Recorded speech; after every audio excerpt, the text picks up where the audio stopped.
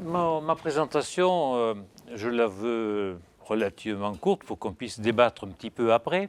C'est une présentation qui se veut très générale. C'est une introduction à ce colloque qui va durer 2 jours et qui est un colloque particulièrement important, je crois, dans les temps que nous vivons, où nous avons beaucoup d'interrogations sur notre histoire, sur notre parcours de ces dernières années, sur ce qui nous tiraille, sur ce qui nous divise, sur nos identités et sur une question essentielle qui est celle de l'universalité des droits de l'homme. C'est pourquoi cette présentation, je me suis permis de l'intituler perspective historique et perspective politique. C'est une interrogation que je vous propose de suivre sur quatre points, 4 axes. Donc, en partant d'un texte fondateur qui est la Déclaration universelle des droits de l'homme de 1948, que nous connaissons tous, mais sur lequel nous pouvons peut-être réfléchir un petit peu.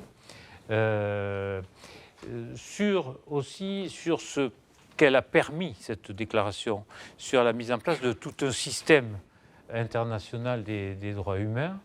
Et puis, je voudrais qu'on s'arrête un moment aussi sur la remise en question de l'universalité des droits de l'homme.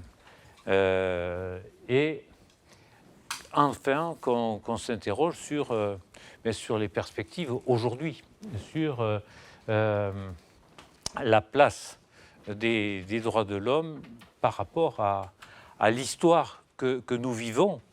Au début, c'est l'histoire que nous avons vécue, et je terminerai sur l'histoire que nous vivons en ce moment. Donc partons. Voilà, ça marche. Partons donc du premier point sur la Déclaration universelle des droits de l'homme de 1948. Alors voilà, ça y est. Alors je vous ai reproduit ici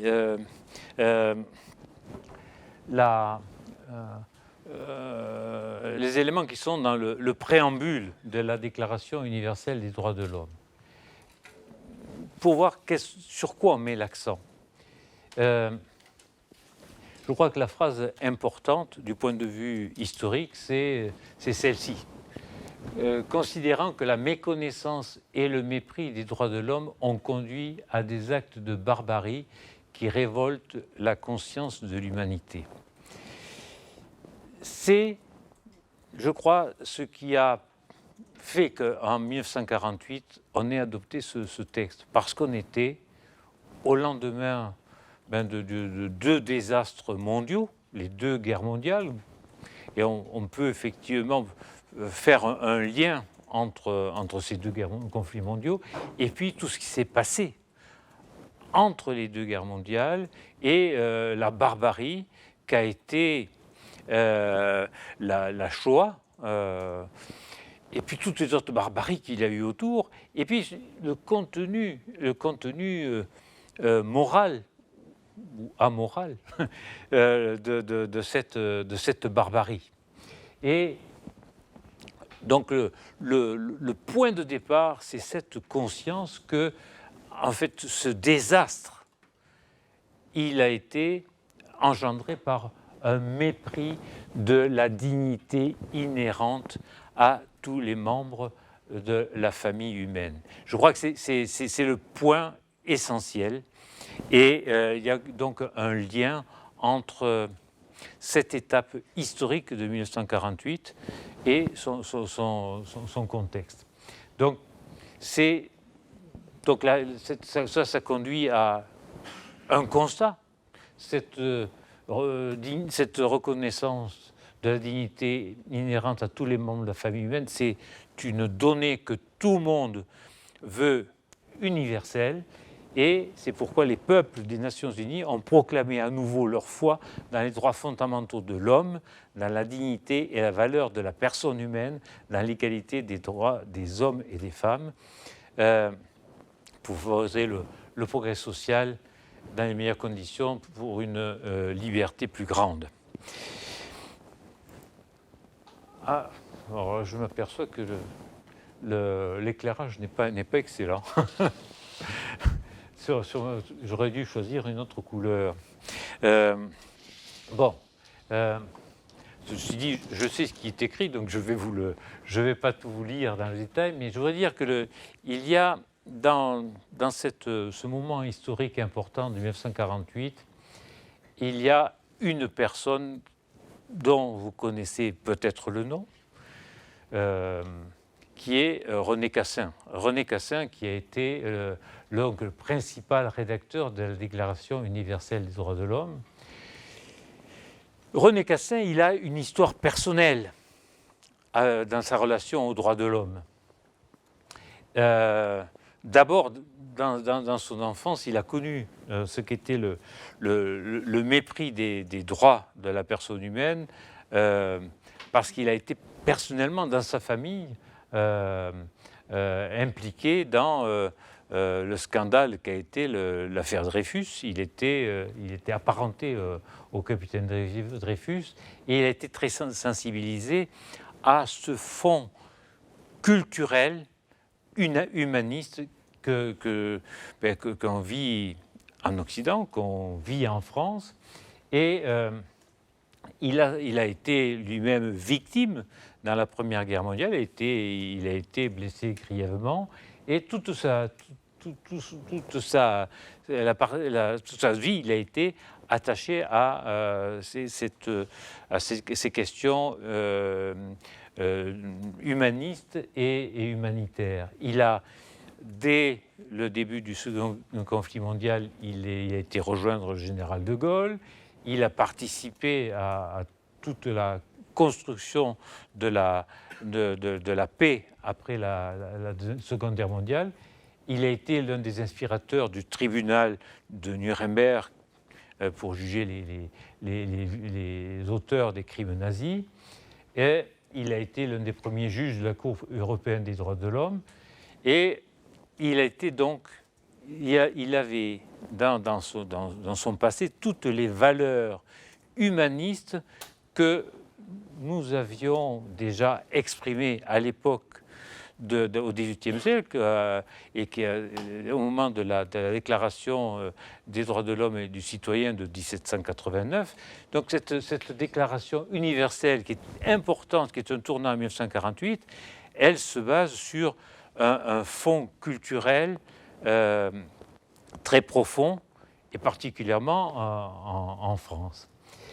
Et je voudrais simplement, alors là, vous ne pouvez pas le lire malheureusement, je vais vous lire une copie, un petit extrait qu'a écrit Javier Pérez de Cuellar, qui a été secrétaire général des Nations Unies, que j'ai eu la chance de connaître au Pérou.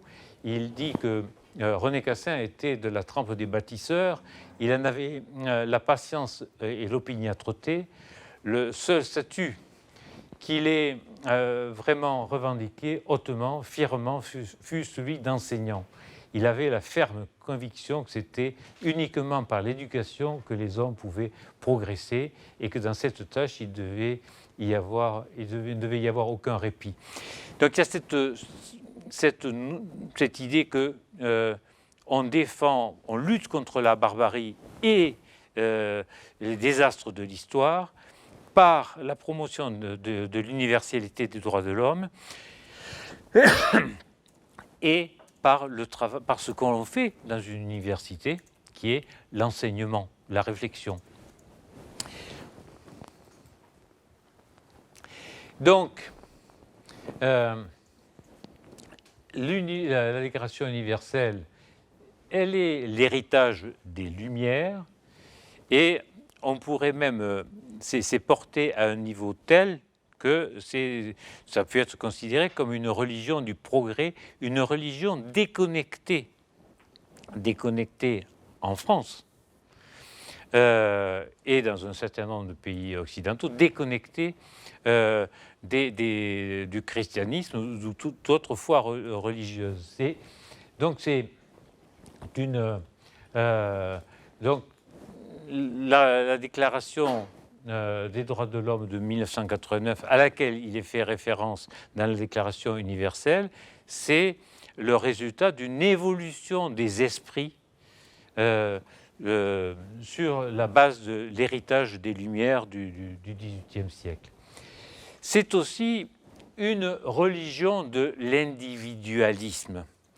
Et je crois que ça, c'est un aspect qu'on doit bien méditer aujourd'hui, parce qu'en fait, pendant des décennies, on a parlé des droits de l'homme, et on y viendra tout à l'heure, une partie du monde a perçu cette défense de la personne humaine comme une défense de l'individu. C'est l'individu qui est mis en avant.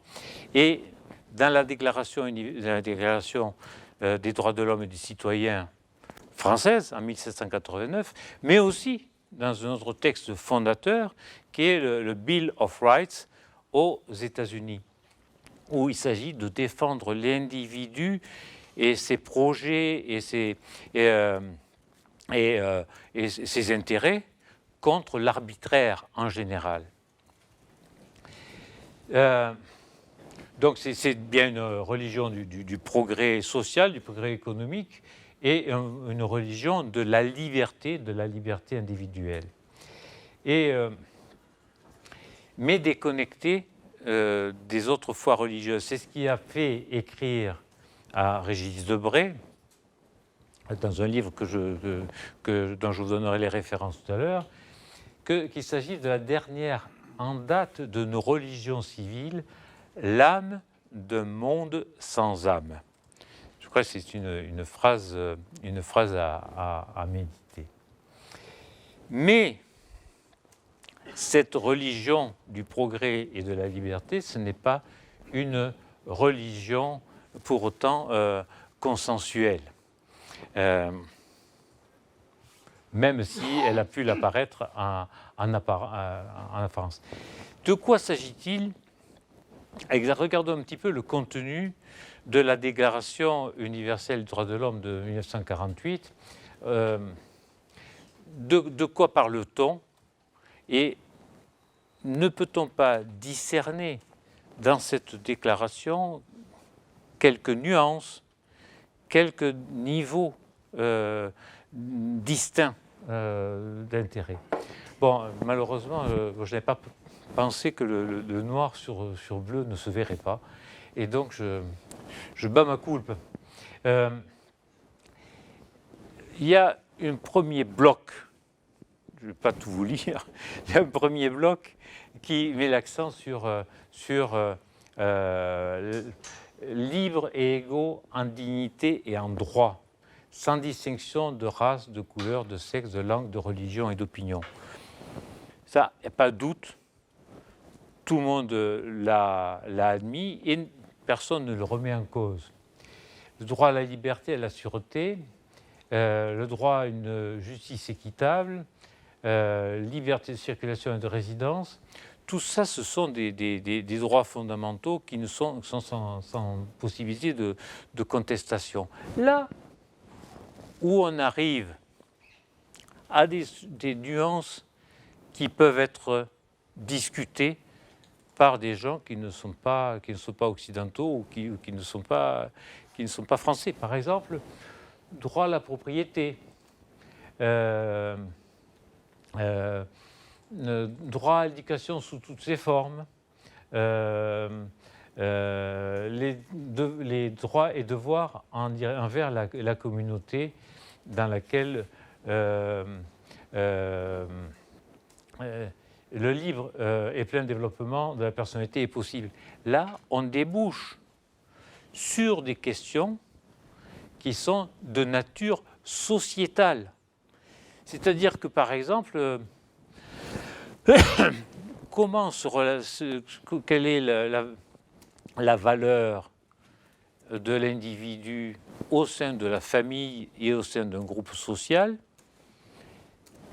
Évidemment, nous y croyons tous, mais on peut voir qu'il y a des nuances dans la perception dans la perception sociétale de ces droits universels.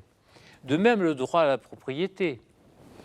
Les pays communistes ont signé la Déclaration universelle des droits de l'homme, mais c'est une partie du monde où le droit à la propriété était quand même perçu de manière différente. Donc vous voyez que dans cette déclaration universelle, il y a des nuances et des gradations, simplement à la lecture de ce qu'on peut y trouver. Ce qui nous amène à ce chapitre que je vous propose sur la mise en place d'un système international des droits humains qui a différentes catégories de droits. Et alors, encore une fois, je regrette que ce ne soit pas lisible, mais donc, en gros, il y a derrière cette déclaration qui est un cadre très général, il y a un certain nombre d'autres droits qui font l'objet de textes spécifiques. Et là, je vais quand même les énumérer parce que je crois que c'est important de le signaler. Il y a donc une convention pour la prévention et la répression du crime de génocide en 1948. Il y a la convention relative au statut des réfugiés de 1951, la convention internationale sur l'élimination de toutes les formes de discrimination raciale de 1965, le pacte international relatif aux droits civils et politiques de 1966, le pacte international relatif aux droits économiques, sociaux et culturels de 1966, la Convention sur l'élimination de toutes les formes de discrimination à l'égard des femmes de 1979, la Convention contre la torture et les autres peines ou traitements cruels, inhumains ou dégradants de 1984, la Convention relative aux droits de l'enfant de 1989 et les protocoles qui s'y rattachent de l'année 2000, la Convention internationale sur la protection des travailleurs migrants et de leurs familles de 1990, la Convention pour la protection de toutes les personnes contre les disparitions forcées de l'année 2006, la Convention relative aux droits des personnes handicapées de 2006. Donc on a tout un système juridique dont l'élément central est la Déclaration universelle. Et dans ces textes, on a la mise en œuvre, secteur par secteur, de ces droits universels. Et tout ça, ça débouche sur des questions pratiques. C'est comment on le fait? Qui surveille cette mise en œuvre? Il y a, donc je vais aller très rapidement, il y a d'abord un élément absolument central qui est le haut-commissaire aux droits de l'homme, qui est une fonction qui a été créée au niveau onusienne, près du secrétaire général des Nations Unies, qui est le haut-commissaire aux droits de l'homme, qui veille à l'application des textes internationaux, qui peut ouvrir des procédures, procéder à des mises en cause, qui peut aussi servir de recours quand tel ou tel des droits est mis en cause. Et puis, au niveau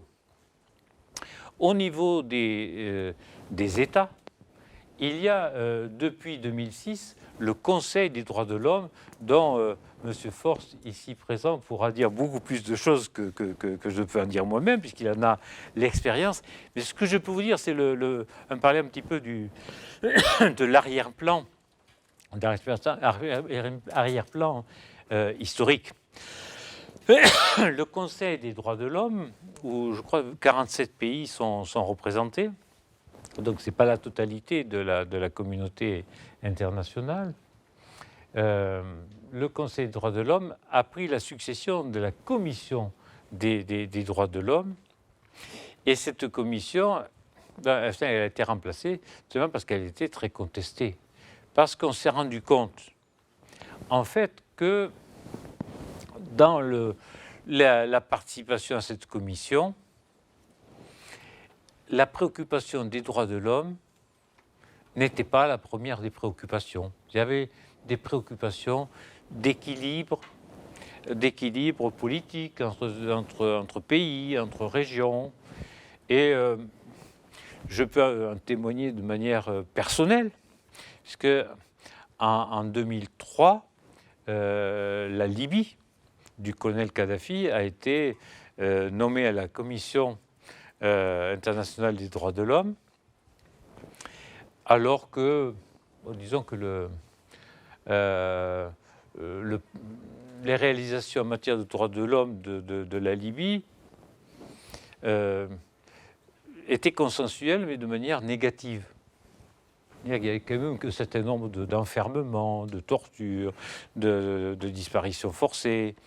Alors peut-être que la participation de la Libye à la Commission des droits de l'homme pouvait lui permettre d'améliorer sa culture et sa pratique, mais en tout cas, ça donnait une image assez mauvaise. Et c'est ce qui a conduit à changer de structure et à créer le Conseil des droits de l'homme des Nations Unies en 2006, qui est une pratique plus concrète et où les pays concernés par les droits de l'homme s'expriment. Pas toujours de manière positive, puisqu'en 2018, les États-Unis de Trump en sont sortis, ce qui a été aussi un autre débat sur lequel on ne va pas s'attarder ici maintenant. Ce qu'il faut aussi observer, c'est que derrière ce texte fondateur, ça a été créé un ordre juridictionnel et des sanctions. Cet ordre juridictionnel, on connaît tous la Cour pénale internationale. Dernier point ici, la Cour pénale internationale qui permet de juger les cas flagrants de violation des droits humains. Et on en parle pas mal aussi en ce moment. Et puis, il y a eu de manière très concrète des juridictions ponctuelles, comme le tribunal pénal international pour l'ex-Yougoslavie, qui a été créé en 1993, au moment où on s'approchait de la fin du conflit yougoslave. Et c'est ce tribunal pénal qui a été très effectif, puisqu'il y a quand même des personnalités qui s'étaient distinguées, comme Karadzic ou comme Milosevic, qui s'étaient distingués par un certain nombre de crimes, et pas indifférent que ces gens-là soient morts en prison. Allez. Il y a aussi le tribunal international pour le Rwanda, créé en 1994 après le génocide au Rwanda, et qui a eu des actions effectives. Il y a aussi le tribunal spécial pour la Sierra Leone, 2002, et on a créé aussi un tribunal spécial des Nations Unies pour le Liban après l'assassinat de Rafik Hariri, mais qui n'a pour l'instant pas eu beaucoup de suite. Donc, il y a avec ça l'amorce d'une justice internationale. C'est extrêmement compliqué à mettre en œuvre parce que le droit international ne fonctionne que par le consensus des parties prenantes, ou donc par la capacité de ceux qui dominent à mettre en cause les autres. Si quelqu'un qui se trouve dans l'un des des 5 membres permanents du Conseil de sécurité est mis en cause, c'est un peu plus compliqué. Et donc, dans la suite de la mise en place de ce dispositif, il y a eu un certain nombre d'instances que je signale rapidement parce que je vois que le temps tourne. Je me rappelle que quand j'étais fonctionnaire au Quai d'Orsay, quand un président partait en voyage dans un pays où la situation des droits de l'homme n'était pas parfaite, il y avait toujours un petit dossier qu'on fabriquait pour la visite présidentielle, parce que pendant la visite présidentielle, le président avait un entretien, généralement un tout petit comité, pour lequel il évoquait un certain nombre de cas liés aux droits de l'homme. Donc, je me rappelle cette pratique à l'époque du président Mitterrand, à l'époque du président Chirac. Bon, je ne sais pas aujourd'hui ce qui se passe, puisque je n'y suis plus. Donc je n'en parlerai pas. Mais donc c'était un thème. Et puis a été créé aussi au début des années 2000 un poste d'ambassadeur pour les droits de l'homme, ou dit-on maintenant pour les droits humains, ce qui permet d'avoir un concept un peu plus large et apparemment moins macho. Alors que fait ce collègue, qui est aujourd'hui une collègue? Bon, d'abord, simplement dans la répartition du travail, il participe aux réunions internationales à Genève, par exemple. Il suit l'ensemble des réunions, donc il y a une fonction de suivi international. Et puis, il participe aussi à des actions de plaidoyer ou de négociation sur tel ou tel aspect, par exemple sur les droits des enfants, les droits des femmes. Il défend un certain nombre de positions. Il peut créer aussi un certain nombre d'événements. Et donc, il y a aussi l'exercice d'une vigilance, c'est-à-dire qu'on suit, par exemple, bon, qu'est-ce qui se passe en Arabie Saoudite, qu'est-ce qui se passe en Chine avec les Ouïghours. Enfin, on observe ces situations-là, et donc ça fait partie du travail de l'ambassadeur pour les droits humains. Et puis aussi la diplomatie des droits humains sur le terrain. Alors, je vais me permettre de citer un cas personnel, mais ce n'est pas un cas isolé, mais je parle mieux de ce que je connais de près. C'est-à-dire que lorsque j'étais ambassadeur au Pérou entre 2011 et 2014, nous avons créé un prix des droits de l'homme auquel on a donné le nom de prix Javier Pérez de Cuellar, donc qui est un secrétaire général des Nations Unies qui s'est particulièrement distingué par son intérêt pour les droits humains. Et donc il y avait notamment des associations péruviennes qui présentaient un dossier pour recevoir une récompense, une petite récompense qui les aidait dans leurs frais au quotidien. Or, il s'agit de questions de mémoire sur la guerre civile au Pérou, puisqu'il y a eu une guerre civile qui a fait 70 000 morts. Il y a un devoir de mémoire, et la mémoire est un élément de la réconciliation. Il y avait des prix, par exemple, pour appuyer l'action d'associations qui prenaient en charge les enfants des rues, par exemple Mano a Mano ou Coscomaki. Donc la diplomatie des droits de l'homme est une diplomatie aussi sur le terrain. Et puis c'est créé aussi une plateforme non gouvernementale en France pour les droits de l'homme. Alors là, ça se dit encore plus mal. Enfin, je vous donnerai les... Donc ça s'appelle plateforme DDDH.fr, mais on vous le redonnera en lisible. Et tout ça, ça nous amène à la question, une question importante qui est la question de la remise en cause de l'universalité des droits de l'homme. Tout ça, tout ce qu'on croyait acquis, admis par tout le monde, tout au moins chez nous,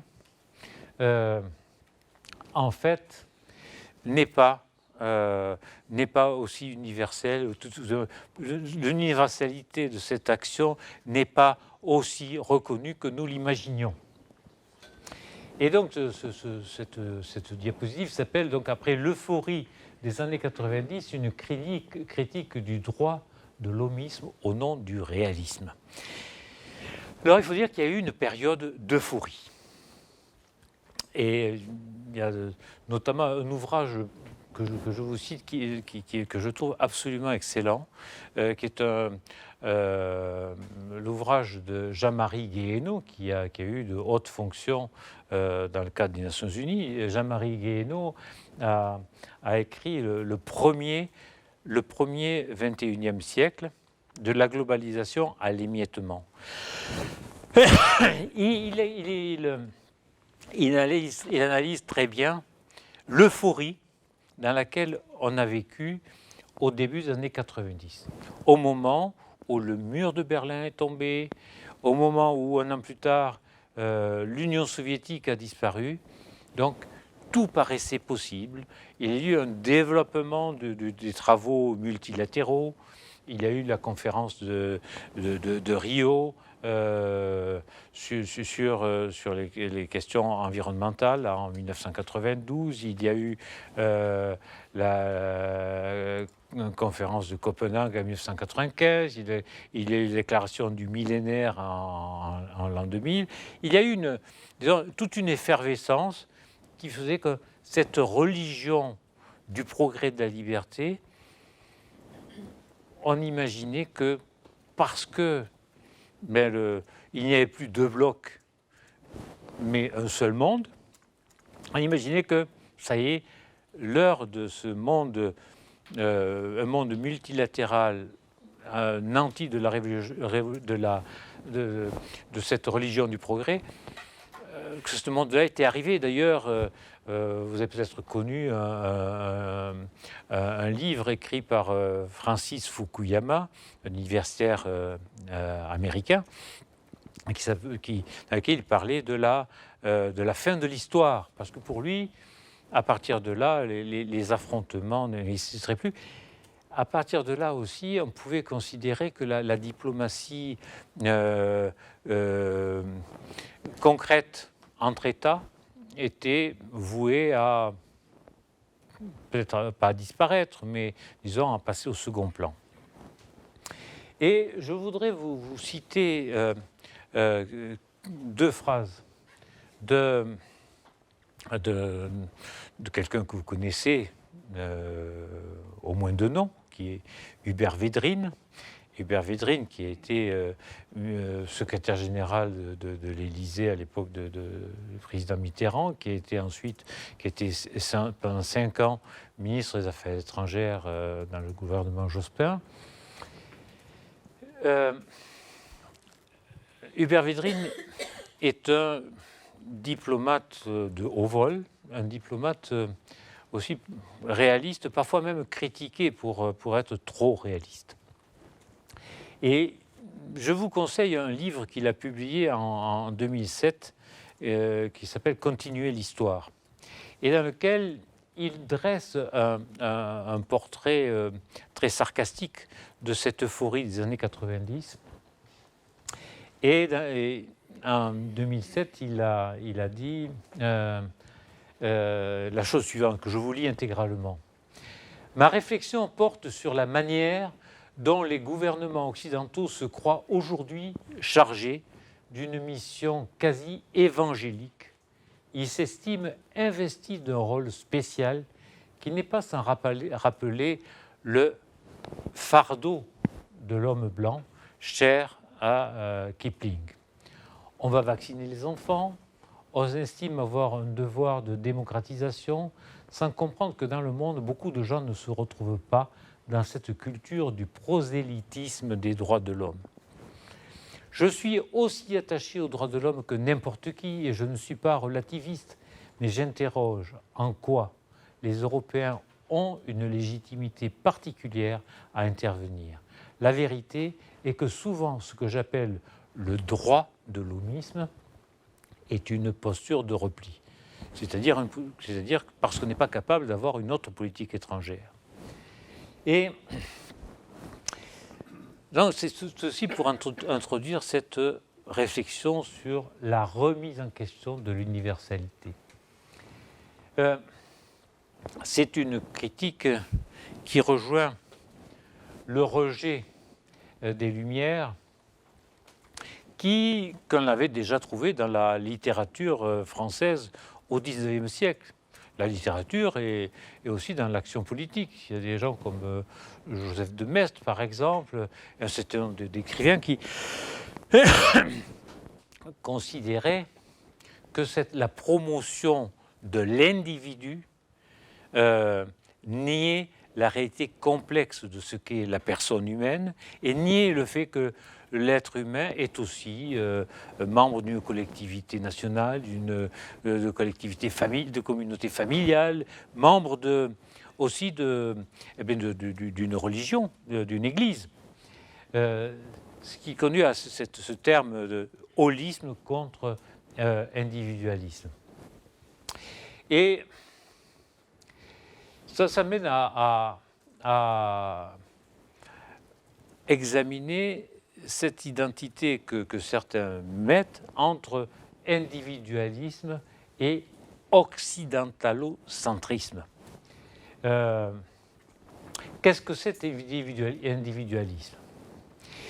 Cet individualisme, il est né en Europe, puis il s'est déplacé aux États-Unis sur un point lié à notre histoire religieuse. Et donc ça remonte très loin, on remonte à l'Antiquité et à l'époque des premiers chrétiens. C'est le dialogue de l'homme avec son Dieu.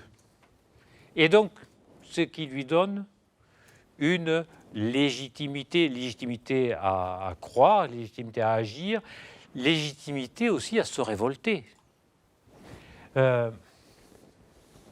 Cet occidentalocentrisme, il est critiqué aussi parce qu'il rejette la transcendance et la spiritualité. Parce que on a parlé tout à l'heure de cette religion de l'âme sans âme, dans un pays sans âme, eh bien, il y a cette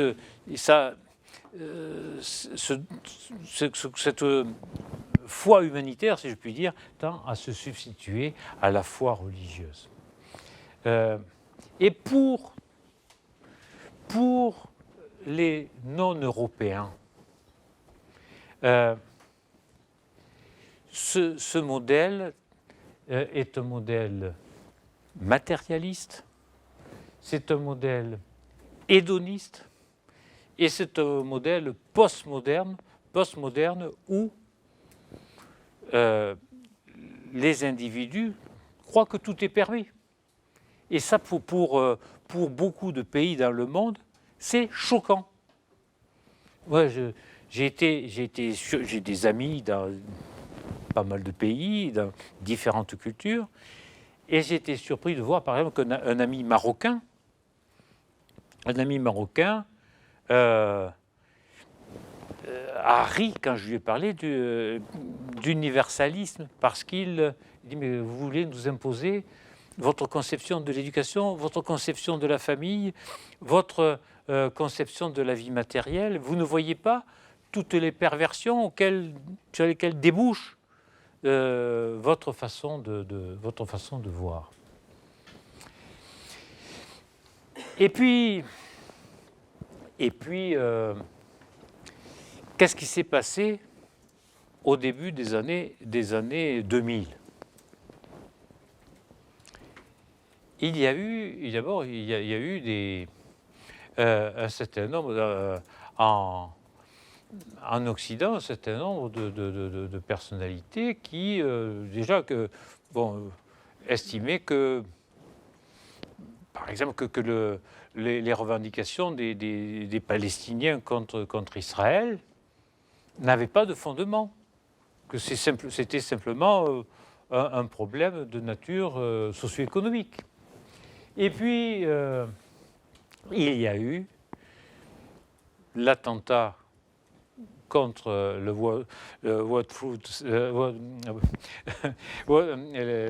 les tours jumelles à New York, et le lancement de la guerre contre l'Irak. Et dans ses justifications, George Bush a dit qu'il intervenait pour défendre les droits de l'homme et pour promouvoir la démocratie dans le monde arabe. Quand on a vu, par exemple, comment étaient traités les prisonniers à Abu Ghraib, quand on a vu un certain nombre de pratiques de l'armée américaine qui n'étaient pas nouvelles, on s'est rendu compte que cette perception des droits humains universels, elle était à sens unique. Et on s'est rendu compte qu'il y avait beaucoup d'hypocrisie et de mensonges dans l'attitude des Occidentaux promoteurs de l'universalisme. Et donc, à partir de là, cette période d'euphorie qui était née en 1990, on a vu qu'au bout de 10 ans, bien, c'était fini cette euphorie. Et donc, il y a eu un certain nombre d'autres perceptions. Alors, je voudrais vous signaler rapidement qu'il y a eu un certain nombre de déclarations alternatives à la Déclaration universelle des droits de l'homme.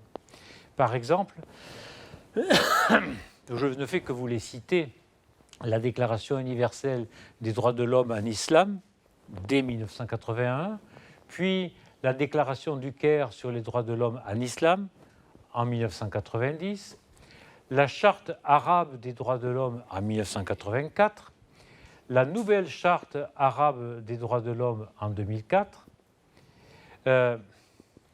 et puis il y a aussi la déclaration orthodoxe russe, la Charte africaine des droits de l'homme de 1981, et puis la conception confucéenne des droits de l'homme.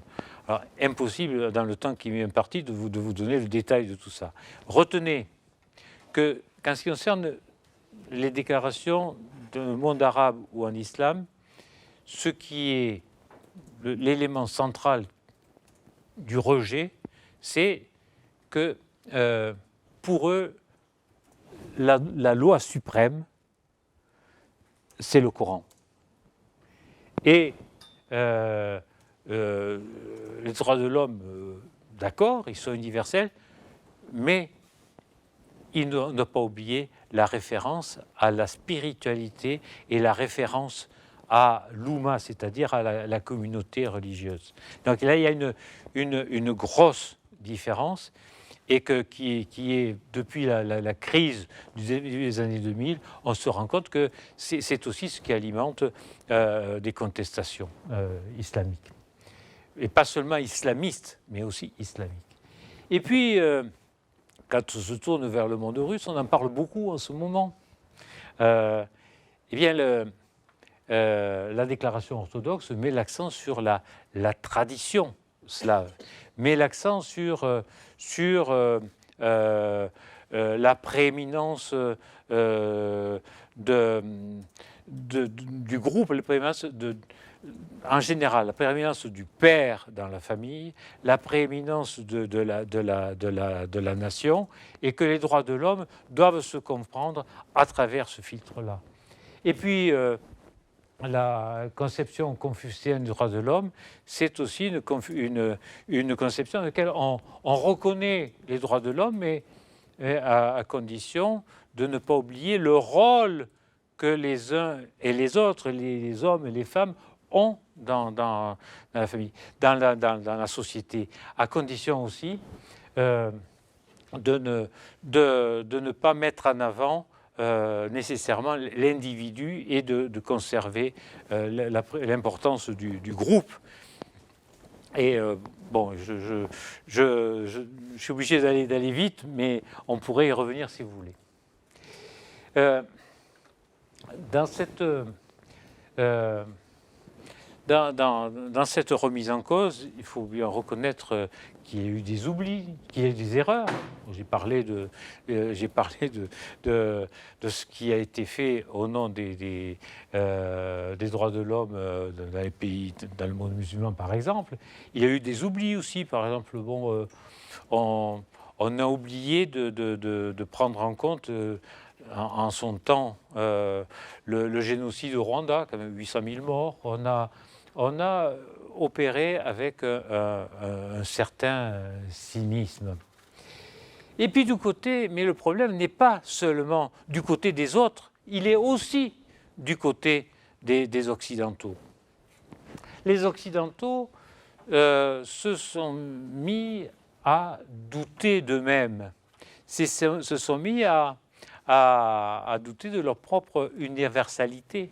Et par exemple, bon, donc on est entré dans une réflexion sur notre propre mémoire, dans des réflexions sur ce qui a été fait par exemple en Amérique latine au moment de la conquête. Ça fait partie aussi de notre mémoire et de notre être.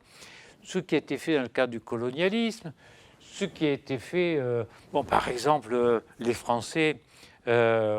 au moment de la victoire en 1945, en 1945, bien quelques semaines après, il y a eu des massacres à Sétif en Algérie parce que les Algériens avaient été pris de vertige aussi en ce qui concerne leurs droits.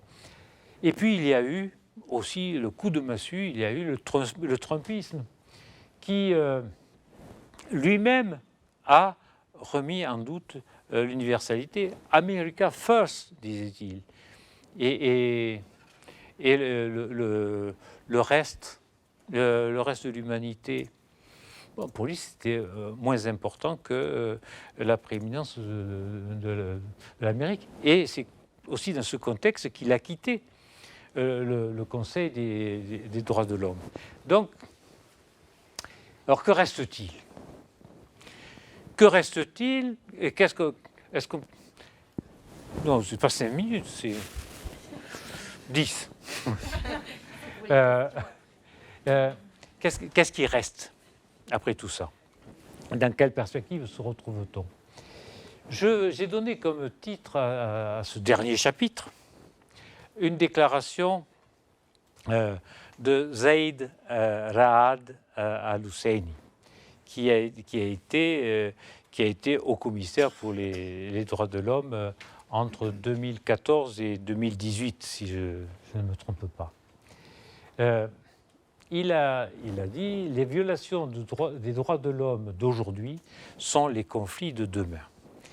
Donc on se retrouve donc avec un appareil conceptuel complètement différent, mais on se retrouve encore au cœur de l'histoire, pas celle qu'on a vécue dans le passé, mais celle que nous vivons aujourd'hui. Et je vais vous lire une phrase de Zaid al-Hussein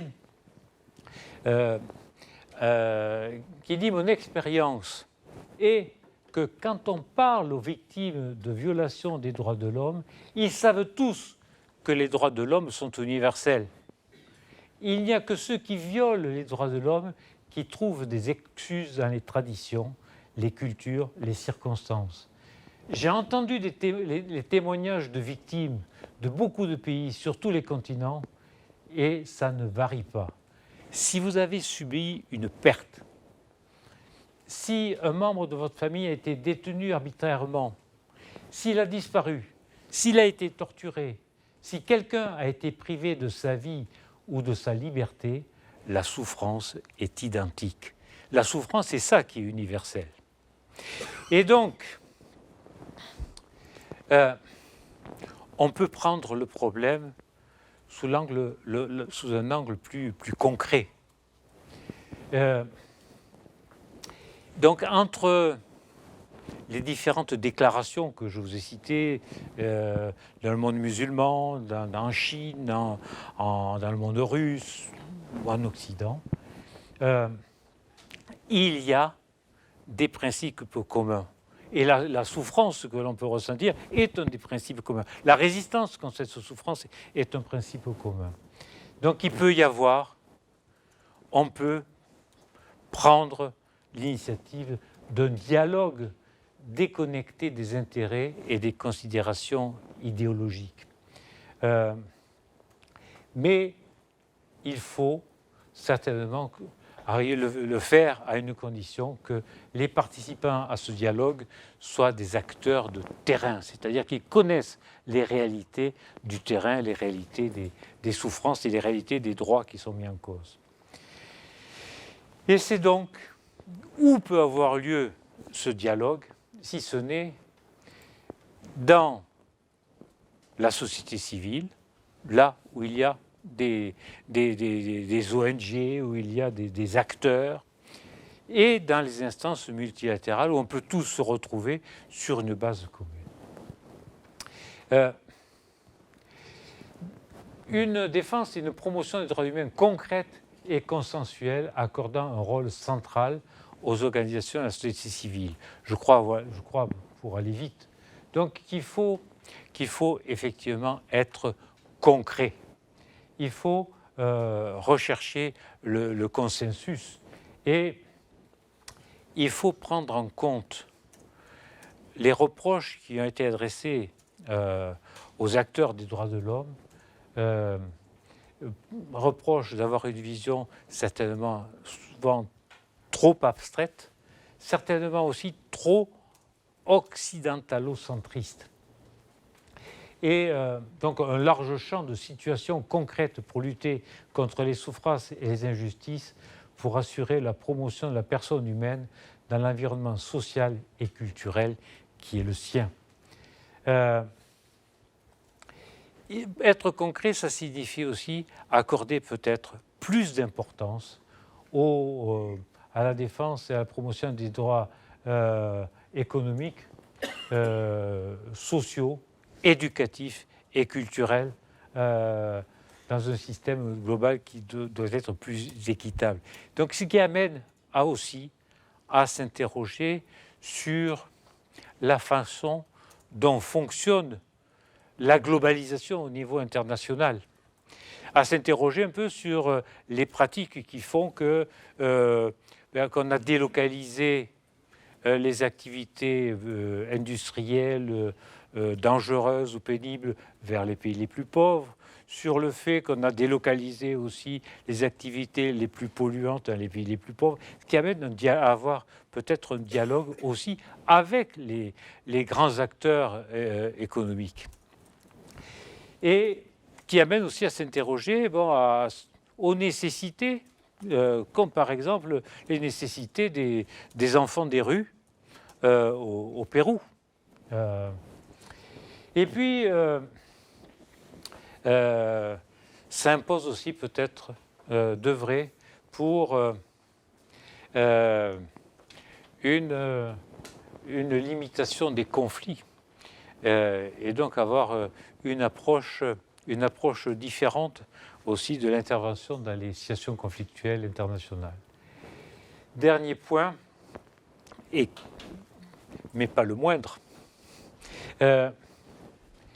pour être concret justement et pour agir indépendamment des perceptions,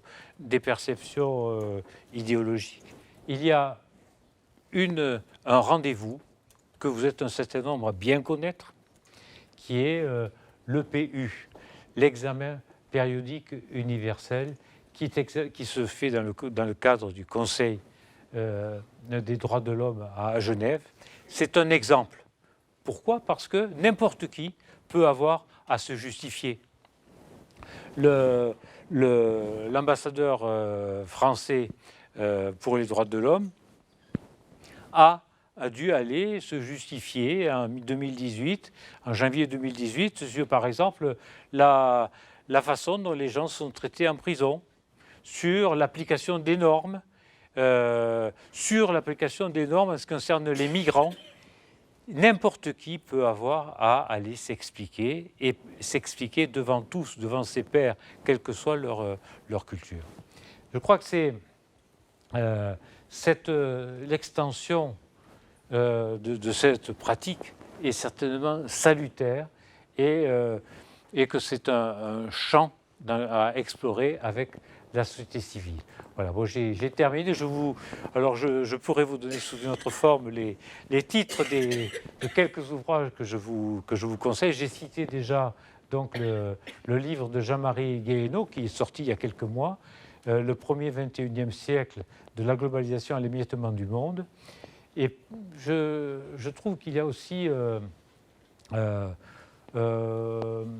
parmi les ouvrages vraiment nouveaux et intéressants, il y a un ouvrage d'une philosophe qui s'appelle Le crépuscule de l'universel, qui est paru en 2020. Donc je vous signale tout ça. Et je vous remercie.